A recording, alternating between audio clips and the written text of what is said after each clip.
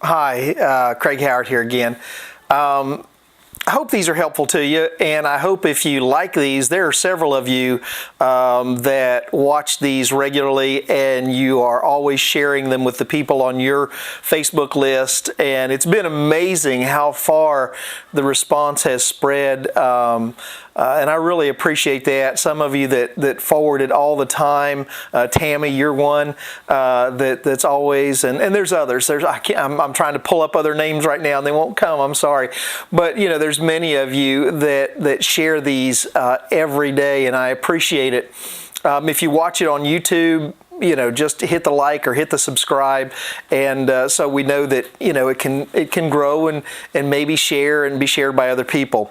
But I was thinking about something that happened yesterday. It's actually today as I'm recording this, but when you're going to see this, it's going to be the day before that it happened. I got a call early in the morning as I was getting ready to record the devotions. I got a call from my wife who said one of our friends is having an emergency, and she was getting ready to leave the house, and it's not the typical kind of emergency that I deal with, but she was getting ready to leave the house, and she turned around and looked, and there was steam coming out from under her double wide, and she didn't know what it was, and she said, "Is Craig around?" She doesn't know who to call, so she called me. And of course, when you're a preacher, that also means you're a plumber and everything else. And so, at least I am, I don't know. But anyhow, I went over, and it turns out that her hot water tank had failed. It had begun to leak. It had shorted out the control module that controlled the temperature, caused the tank to overheat, caused the pop-off valve or the pressure relief valve to release. It was blowing steam underneath the trailer, blowing hot water underneath the trailer, and we had to shut it all down, take it all apart, take it out, tear it out, put a new hot water heater in, and put it back together and get it going again. So, we got her taken care of, but it made me think about something. There was nothing else to do with that heater but to take it out, that hot water heater, but to take it out, throw it away, replace it with something that worked good. And I got to thinking about how there are things in our lives sometimes that cause failures in our lives. They cause sin in our lives. And they're not necessarily terrible things, but they're not working right anymore. For some people, it might be something that is sort of, it seems like it could be a good thing, like it was a good thing. I've known people who bought a new boat, and because they had this boat, they loved to go boating, and so every Sunday they were skipping church and they were out on the lake, and they grew further and further away from the Lord. What should they have done? They should have sold the boat. You say, well, that's a little bit harsh. The Bible says this, the Bible says this. The Bible says, if your right eye causes you to sin, pluck it out. Now, I don't want to go around seeing a bunch of one-eyed people, but, God is saying, it goes on to say, for it's more profitable for you that your member perish than for your whole body to be cast into hell. He says it's more profitable that you get rid of that thing that's causing you to sin than it is for you to hold on to it and cause your whole relationship with God to be destroyed. There are all kinds of good things that people get involved in, all kinds of good things that people enjoy or they get involved in, and it seems innocent in the beginning.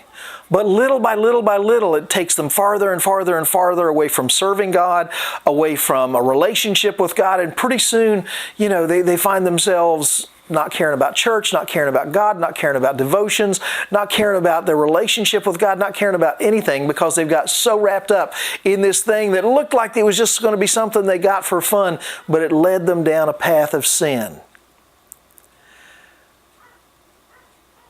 What's in your life that is slowly drawing you into sin or drawing you away from God? It might be something that's innocent. It might not be. For some of you guys that are watching right now, it might be that little experiment you had with pornography, and it has grown and grown and grown and grown until you can't leave it alone. You'd be better off to smash every computer in your house. Throw your phone away if that's where you're watching it. Whatever it is that's drawing you down that path. For some others, it's some other thing that started out as something innocent. Maybe it started out as prescription drugs, prescription pills that you were prescribed by a doctor, and all of a sudden you found yourself hooked on them. Believe it or not, for a period of about a week, I found myself in that situation a few years ago after I'd broken my foot. And I just tried to quit the pills, and I about fell apart. And they took me up to the doctor's office. I didn't know what was going on. And the doctor said, "You're going through narcotics withdrawals." I said, "No way." He said, "Take one of those pills." I took it. 15 minutes later, I felt absolutely normal. I had, in 2 weeks' time, or 10 days' time, got hooked on Percocet. And the doctor had to wean me off of it. Things happen not because we set out to go that direction, but the Bible says if you've identified something in your life that's leading you towards sin, it's better that you do whatever you have to do to get it out of your life. If it means selling something or shutting something off or changing where you go or whatever the case may be, it's better that you do that than you go down the path of sin. Well, I see that I'm already long. I'm sorry I've drug this one out, but I'm passionate about this. Maybe you need to get rid of a hot water heater in your life.